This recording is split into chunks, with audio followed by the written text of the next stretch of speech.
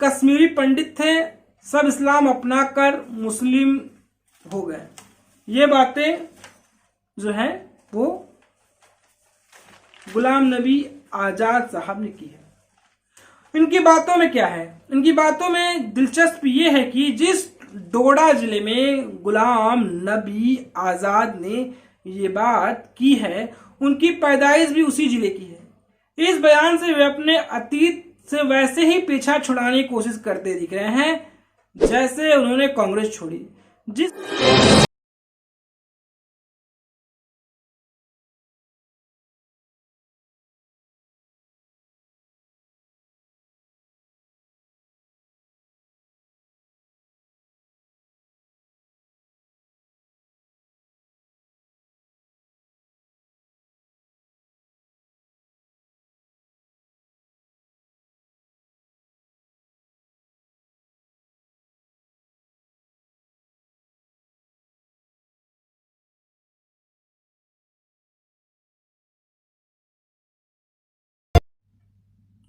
नमस्कार, जय सिया राम, वंदे मातरम, हर हर महादेव। एक बार फिर आप सभी दोस्तों का जनमानस समाचार के आज के हमारे इस विश्लेषण में आपका स्वागत है। आज हम चर्चा करने वाले हैं जम्मू कश्मीर के पूर्व मुख्यमंत्री गुलाम नबी आजाद की। गुलाम नबी आजाद एक ऐसे शख्स हैं जिनके नाम में गुलाम भी है, नाम में आजाद भी है। एक समय कांग्रेस में थे, कांग्रेस के दिग्गज नेताओं में थे, जम्मू कश्मीर के मुख्यमंत्री भी रहे, राज्यसभा में भी रहे, अब राज्यसभा में नहीं है। अब कांग्रेस छोड़ चुके हैं, अपनी अलग पार्टी बना चुके हैं। जम्मू कश्मीर के पूर्व मुख्यमंत्री फारूक अब्दुल्ला साहब हो गए, या गुलाम नबी आजाद हो गए, या फिर मुफ्ती मोहम्मद सईद हो गए, या उनकी बेटी महबूबा मुफ्ती सईद हो गए। इनकी कहानी, इनकी राजनीति, इनका राजनीतिक चरित्र हमेशा एक जैसा रहा है। जम्मू कश्मीर एक ऐसा भूभाग जो खूबसूरत तो है, मगर हाँ, अपनी खूबसूरती के कारण जिसके साथ जुड़ी है उसके साथ इनके राजनेता गिव एंड टेक करना नहीं भूले। लेकिन चर्चा का केंद्र बिंदु आज यहां है, बात यह है कि यही कांग्रेस के पूर्व दिग्गज नेता, जम्मू कश्मीर के पूर्व मुख्यमंत्री, पूर्व राज्यसभा सांसद गुलाम नबी आजाद ने कहा कि पूर्व में पहले वो भी हिंदू थे। जम्मू कश्मीर संभाग की पूरी आबादी हिंदू थी, यहां इस्लाम नाम का कोई चीज था ही नहीं। 600 साल पहले यहां सभी लोग जम्मू कश्मीर में हिंदू थे, वो कश्मीरी पंडित थे। मुगल आए, धर्मांतरण हुआ, 10-20 लोग मुगल आए, यहां धर्मांतरण हो गया। उन्होंने ये बात, पहले तो सभी हिंदू ही थे। ये बातें जब हमारे देश में कही जाती है कई बुद्धिजीवियों द्वारा, तो इस समाज के वर्ग द्वारा इसे नकारा जाता है, इसे तुष्टीकरण कहा जाता है, इसे एजेंडा कहा जाता है, इसे बीजेपी सरकार की बयानबाजी कही जाती है। यही बात जब आरिफ मोहम्मद साहब कहते हैं तो कई लोगों को पीड़ा होती है। अब यही बात गुलाम नबी आजाद साहब भी कहें।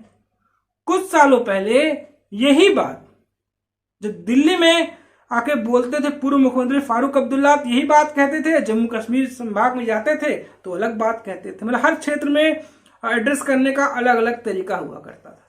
लेकिन गुलाम नबी आजाद साहब जब इस तरह की बात कर रहे हैं तो लगता है भैया कि कुछ तो कमी है, कुछ तो नमी है, जो इस तरह की बातें कर रहे हैं। जब तक वो सत्ता में थे, जब तक पांचों उंगली घी में और सर कढ़ाई में था, तब तक वो इस तरह की बातों का अनुसरण नहीं किया। अचानक क्या हो गया, क्या अमूलचूल परिवर्तन हो गया जो वो इस तरह की बातें करने लगे हैं? आइए इस पर चर्चा करेंगे, इस पर हम अपनी राय रखेंगे। सत्ता थी तो गुलाम नबी आजाद भी थे, तब भी थे। तुष्टीकरण के वो ठेकेदार थे।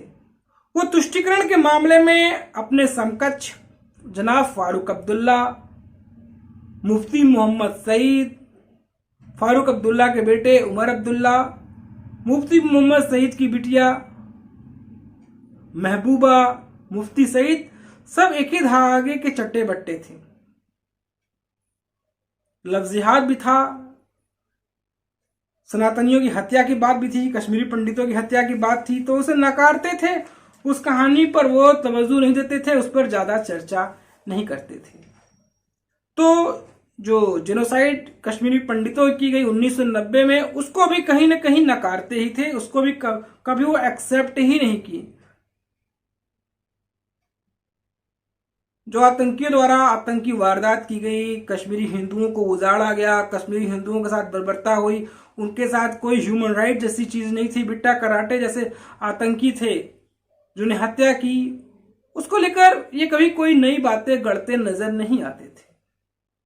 और यही JKLF का जो आतंकी जो गिरफ्तार है, जिसकी पत्नी मंत्री बनाई गई है पाकिस्तान कैबिनेट में, उस आतंकी के लिए भी कभी कभी कांग्रेस की हम बात करें तो पूर्व मुख्यमंत्री, या बात करें कांग्रेस के पूर्व प्रधानमंत्री, माफ कीजिएगा, कांग्रेस के पूर्व प्रधानमंत्री मनमोहन साहब उससे मिलने जाया करते थे, जो जम्मू कश्मीर लिबरेशन फ्रंट का पूर्व आतंकी हुआ करता था, जो आजकल तिहाड़ जेल में बंद है। तो हम बात कर रहे हैं गुलाम नबी आजाद की। गुलाम नबी आजाद जम्मू कश्मीर के पूर्व मुख्यमंत्री रहे, केंद्र में कई महकमों में मंत्री रहे, कुछ साल पहले राज्यसभा या विपक्ष के नेता हुआ करते थे, जैसा मैंने पहले ही बताया। कांग्रेस के बड़े नेताओं में उनकी गिनतियां होती की थी। सत्ता में रहते हुए उन्होंने तुष्टीकरण के उस एजेंडे को पूरी तरह लागू किया जिसकी जनक राष्ट्रवादी कांग्रेस रही है। उनकी उपलब्धियां भी वही हैं जो इस देश के मुस्लिमों के हर राजनीतिक ठेकेदारों की होती है। लेकिन फिलहाल गुलाम नबी आजाद का रंग कुछ उतरा उतरा सा है, कुछ बदला बदला सा है। लेकिन फिलहाल गुलाम नबी आजाद अपने उस बयान को लेकर ज्यादा वायरल हैं जिसमें वो कह रहे हैं कि 600 साल पहले कश्मीर में सब पंडित ही थे। हिंदू को प्राचीन धर्म बताते हुए कहा कि भारत के सभी मुस्लिम कन्वर्टेड हैं, उनके भी पुरखे हिंदू थे। कांग्रेस से अलग होकर डेमोक्रेटिक प्रोग्रेसिव आजाद पार्टी DPAP बनाने वाले गुलाम नबी शायद अपने राजनीतिक जीवन के अंतिम छोर में हैं, पर जब उनका राजनीतिक ग्राफ चढ़ान पर था तो उन्होंने जम्मू कश्मीर में मुफ्ती और अब्दुल्ला की तरह ही तुष्टीकरण, लैंड जिहाद और डेमोग्राफी चेंज की मुकम्मल करने का उन्होंने काम किया। आगे बढ़ने से पहले आपको हम बता देते हैं, आप जान लीजिए कि 9 अगस्त को डोडा जिले के चिरल्ला गांव में एक कार्यक्रम को संबोधित करते हुए गुलाम नबी आजाद ने क्या कहा था, जिसका वीडियो वायरल है और जिसको लेकर चर्चाएं हैं। बोल तो मैं रहा हूं लेकिन कहने वाले शब्द उनके हैं। वो कहते हैं, शब्द उनके हैं, बोल मेरे हैं। मैं संसद में भी यही बात कह चुका हूं, लेकिन बहुत सारी चीजें आप तक नहीं पहुंची हैं। हमारे हिंदुस्तान में इस्लाम 1800 साल 1500 साल पहले ही आया है। हिंदू धर्म बहुत ही पुराना है। जो लोग बाहर से आए 10-20 होंगे जो मुगलों की फौज में थे, बाकी हिंदू से कन्वर्ट मुसलमान हैं। 600 साल पहले कश्मीर में कोई मुसलमान नहीं था, सब कश्मीरी पंडित थे, सब इस्लाम अपनाकर मुस्लिम हो गए। ये बातें जो है वो गुलाम नबी आजाद साहब ने की है। इनकी बातों में क्या है? इनकी बातों में दिलचस्प ये है कि जिस डोडा जिले में गुलाम नबी आजाद ने ये बात की है, उनकी पैदाइश भी उसी जिले की है। इस बयान से वे अपने अतीत से वैसे ही पीछा छुड़ाने की कोशिश करते दिख रहे हैं जैसे उन्होंने कांग्रेस छोड़ी। जिस राज्य ने घाटी से हिंदुओं का सफाया देखा, वहां जम्मू क्षेत्र से हिंदुओं को अल्पसंख्यक बनाने के खेल में वे भी शामिल रहे हैं। जम्मू ने हिंदू बहुसंख्यक क्षेत्रों को मुस्लिम बहुल बनाने में फारूक अब्दुल्ला और महबूबा मुफ्ती के साथ ही गुलाम नबी आजाद का भी अहम योगदान है, या कहें उनके साथ ये अग्रणी श्रेणी में खड़े हैं। सब जानते हैं, हम भी जानते हैं, हम जम्मू भी गए हैं, जम्मू क्षेत्र सब जानते हैं, ये हिंदू बहुल क्षेत्र माना जाता है। कई ऐसे इलाके थे जहां एक मुस्लिम परिवार नहीं रहता था, लेकिन अब वे कुछ क्षेत्र हैं जो मुस्लिम बहुल इलाकों में कन्वर्ट हो चुका है। इसे बात से समझ सकते हैं कि जम्मू में 2020 आते आते मस्जिदों की संख्या 3 से 100 हो चुकी थी, और आबादी की बात करें तो जम्मू में कई इलाकों में 80% मुस्लिम हो चुके थे। ये मुस्लिम कभी सीमा पार से आए तो कभी बांग्लादेशी घुसपैठिए बनकर इन्हें वहां रहने बसने घुसपैठ करने का मौका मिलता रहा, और ये मौका उपलब्ध कराया उन्हीं राजनीतिक पार्टियों उनके धुरंधर ने जिनका जिक्र ऊपर किया गया है। इसमें बांग्लादेशी घुसपैठियों के साथ साथ इनमें रोहिंग्या भी शामिल है। ये पूरी कहानी का चर्चा, पूरी कहानी का जायका अगर हम रोशनी एक्ट की बात ना करें तो कहना मुनासिब नहीं होगा।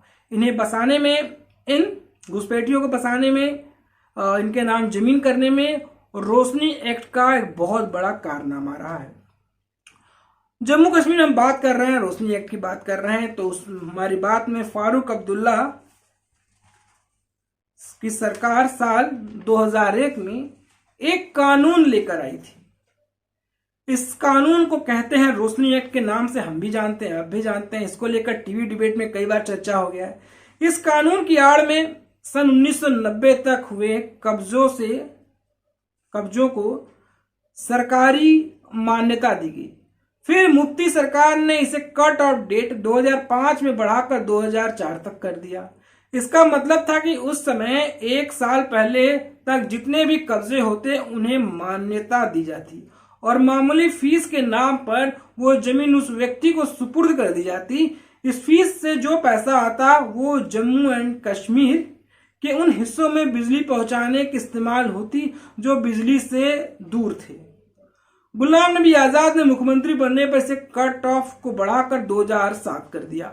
इस तरह 2007 तक जम्मू कश्मीर में लाखों कैनाल जमीन पर अवैध कब्जों को वैधानिक की चादर उड़ा दी गई। रही बात रोशनी की, तो वो एक भी गांव में नहीं पहुंची और रोशनी वहां तक सिर्फ रोशनी ही बनकर रह गई। सपनों में रोशनी दिखाती है, लेकिन हम जमीन पर बात करें तो जमीन में कहीं भी उन गांवों में रोशनी की एक धीमी सी बल्ब भी जलती हुई नजर नहीं आई। लेकिन इस आड़ में, इस रोशनी की आड़ में जमीन पर इस्लामिक कब्जे का खेल चलता रहा। इस नाम से जमीन पर इस्लामिक एजेंडे का कारोबार फलता फूलता रहा।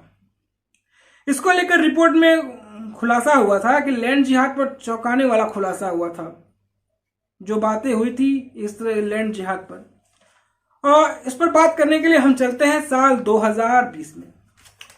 साल 2020 में एकजुट जम्मू नाम की संस्था ने एक फैक्ट फाइंडिंग रिपोर्ट जारी की थी।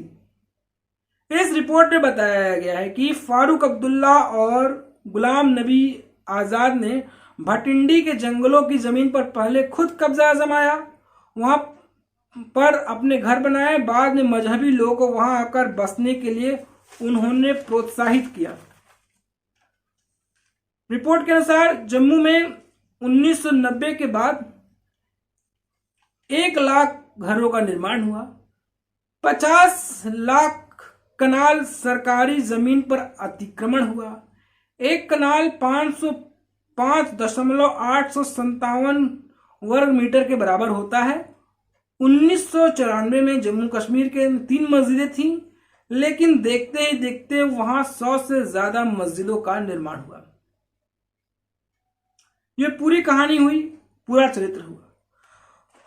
हम जो बात करें हमारे देश में जो और सारे इलाके हैं, वहां पर एक चर्चा होता है सेकुलरिज्म। अगर उन्हीं लोगों द्वारा कोई गलत काम किया जाता है, जब उस पर आप टोका टाकी करते हैं, जब उस पर रोकथाम लगाने की बात करते हैं, तो ये सेकुलरिज्म का चोला ओढ़कर कहते हैं कि जो हिंदुस्तान में सेकुलरिज्म सौंपी गई थी, सेकुलरिज्म की वजह से हिंदुस्तान को हमने अपना बनाया।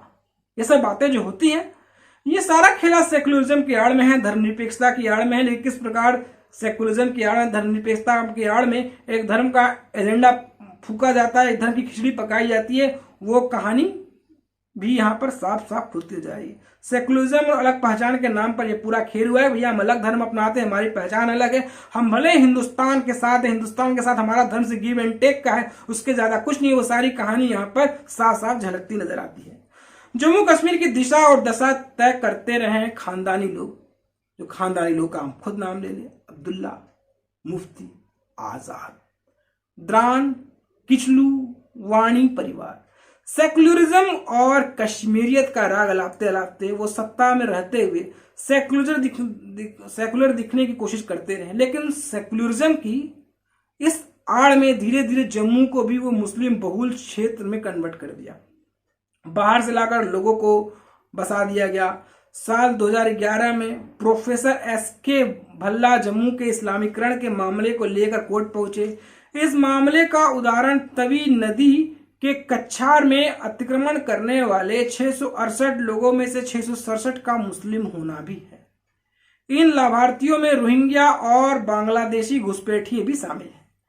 ऐसा ही उदाहरण भटिंडी नाम की कॉलोनी में भी समझा जा सकता है। स्थानीय लोग जो हैं, जो जम्मू के रहने वाले लोग हैं, यहाँ जो बसे हुए लोग हैं इन अवैध कब्जों में, इसे वे लोग मिनी पाकिस्तान भी कहते हैं।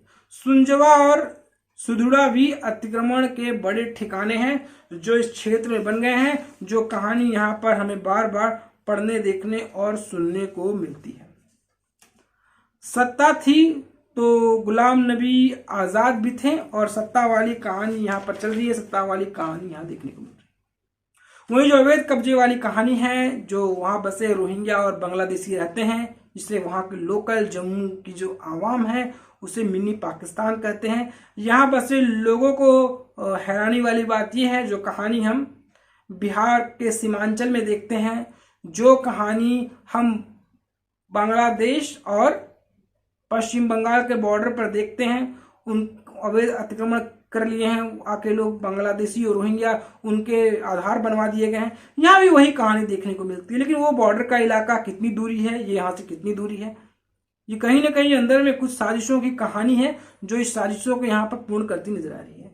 यहाँ बसे लोगों को वोटर कार्ड बना दिया गया, जम्मू के हिंदुओं की आवाज को पूरी तरह से दबा दिया गया, और रोशनी एक्ट की आड़ में जम्मू के लोगों की रोशनी छीनने की कोशिश की गई है, और इस रोशनी एक्ट की आड़ में जिहादी एजेंडा को पूरा किया गया है। वे लोग सत्ता में रहते हैं तो अपने धर्म और कट्टरता की हवस को पूरी करते हैं, और जब सत्ता हाथ से छिटक जाती है तो मीडिया में आकर सेकुलरिज्म का वो ढोल पीटते नजर आते हैं, सेकुलरिज्म भाईचारे का पाठ पढ़ाने लग जाते हैं। जब सत्ता हाथ से चली जाती है, जब सत्ता हाथ से रूठ जाती है, जब सत्ता मिलने वाली नजर नहीं आती है, जब धारा 370 खत्म हो जाती है, तो वो राम और कृष्ण का भी उदाहरण देने लग जाते हैं। जब उनका दाल गलता नहीं नजर आता है, जब इनकी राजनीति संवेदन शून्यता की शिखर पर आकर खड़ी हो जाती है, तब महाभारत का भी उदाहरण देने लग जाते हैं।